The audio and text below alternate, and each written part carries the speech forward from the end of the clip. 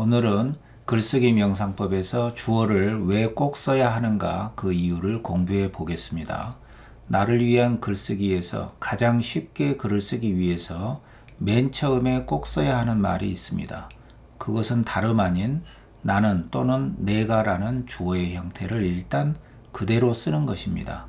특히 글을 쓰는 것에 머뭇거리거나 힘들어하는 사람일수록 더더욱 이 나는 내가라는 주어를 쓰는 것으로 시작하는 것이 좋습니다. 별다르게 쓸 내용이 없어도 먼저 나는 내가라는 이 주어를 쓰고 나면 내가 느꼈던 내면의 경험들, 이를테면 나의 느낌, 생각, 욕구들을 더 생생하게 실감할 수 있게 됩니다.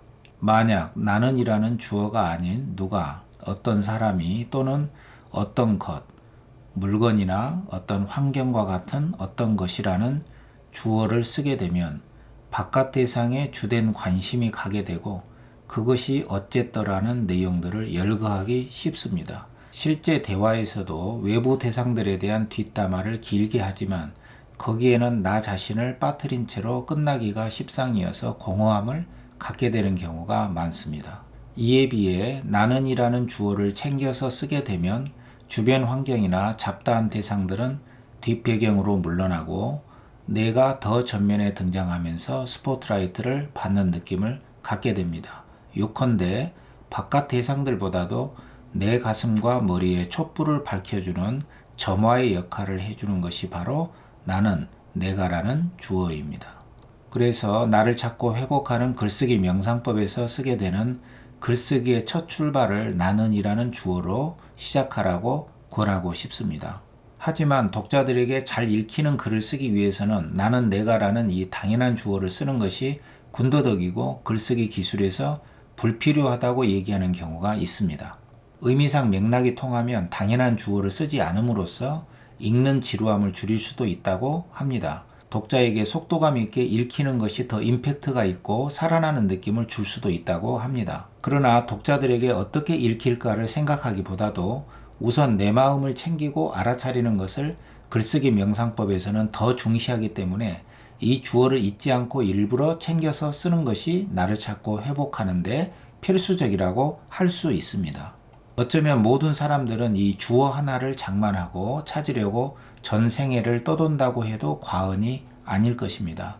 나는 내가라는 주어는 다름 아닌 나의 주체성을 의미합니다.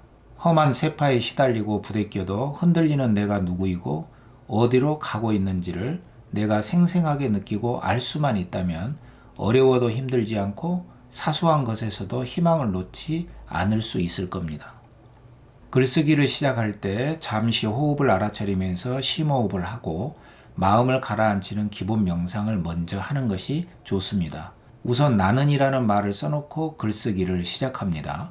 나는 내가라는 주어를 챙겨서 글쓰기를 하는 이유와 효과를 정리하면 다음과 같습니다. 첫째로 나는이라는 주어를 챙겨 씀으로써 남과 나를 더 쉽게 분리할 수 있게 됩니다. 그래서 남과는 다른 내 얘기를 이제 비로소 시작할 수 있게 됩니다. 만약 나는이라는 주어를 또렷하게 표출하지 않으면 어디까지가 남의 이야기고 어떤 부분이 내 얘기인지를 글 쓰는 사람 자신도 읽거나 듣는 이도 헷갈리기 마련입니다. 주어가 누락돼서 심각한 혼란을 일으키는 문장의 예시를 살펴보면 다음과 같습니다. 지금 이런 식의 논리를 펴는 게 창피하지만 이제 정신을 차려야 한다고 봅니다. 뜬금없이 이런 말을 했을 때 과연 지금 이런 논리를 펴는 게 누구이고 창피한 감정을 느끼는 사람은 누구이고 정신을 차려야 할 주체가 도대체 누구인지 알 수가 없도록 이 문장 속에서 마구 뒤섞여 있습니다. 누가 그렇다는 겁니까? 라고 구체적인 질문을 하지 않으면 말하는 사람 자신을 이야기하는 것인지 어떤 누구를 상대로 하는 것인지 혼란스럽고 소통이 되지 않는 게 당연합니다. 다음 문장도 나가 빠져 있습니다. 예를 들면 집을 나섰다, 전철이 붐볐다, 학교에 도착했다, 오전 9시가 지나고 있었다, 점심이 돌아왔다. 그렇지만 다음에 이 문장은 짧지만 주체인 내가 있습니다. 나는 오늘 새삼 바람이 차갑다는 것을 느꼈다. 그러나 상쾌한 기분이었다.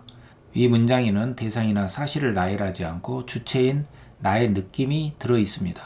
내가 경험한 사물이나 사건들 또는 남들에 대한 관심으로부터 벗어나서 나 자신으로 돌아오는 것이 글쓰기 명상법의 1차적인 과제입니다.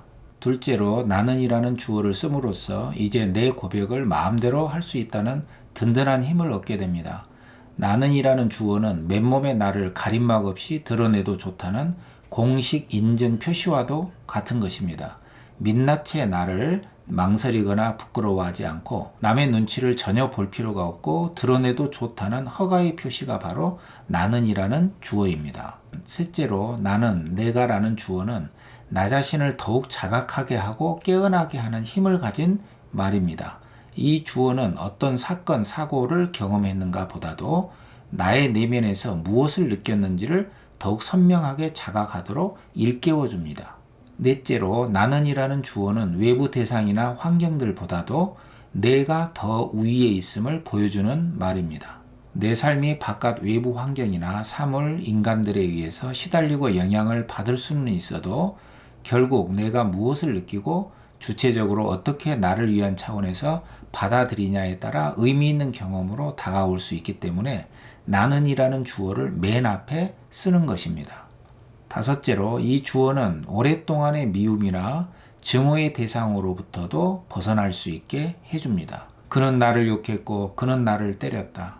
그는 나를 이겼다. 그는 내 것을 빼앗았다. 라고 이런 생각을 품는 사람들의 증오는 사라지지 않는다. 여기에서 그는 또 그 사람이라는 바깥 대상을 주어로 삼을 때 내가 받은 상처와 증오를 지울 수가 없습니다. 내 주어의 자리에 그가 들어서 있기 때문에 나는 언제나 몰려있고 나를 회복할 수가 없습니다. 나는 내가라는 주어를 쓰고 나는 그것을 이렇게 본다는 시선을 회복할 때 나의 주체성을 찾을 수 있고 비로소 내가 가진 오랜 상처와 증오에서 벗어날 수 있게 됩니다. 여섯째로 나는이라는 말은 결국 나다운 삶이고 주체적인 삶으로 이끌어주는 표지입니다. 각각의 꽃들의 색깔이 철마다 나름의 빛으로 빛나듯이 나는 나대로 나만의 빛깔을 내고 있습니다. 나는 있는 그 자체로 나다운 목소리와 몸짓으로 지금 여기 있는 것입니다. 물론 완전하지 않지만 온전한 나임을 잊지 않는 것이 나는이라는 주어를 빠뜨리지 않고 쓰는 이유입니다. 오늘은 글쓰기 명상법에서 가장 먼저 나는 내가라는 주어를 왜 쓰는가 그 이유와 효과에 대해서 살펴보았습니다. 나라는 주어를 찾고 나다운 새로운 길을 마련하는 데 도움이 되시길 바랍니다. 이 내가 나는이라는 주어를 쓰는 것에 대한 여러분의 소중한 의견도 달아주시면 고맙겠습니다.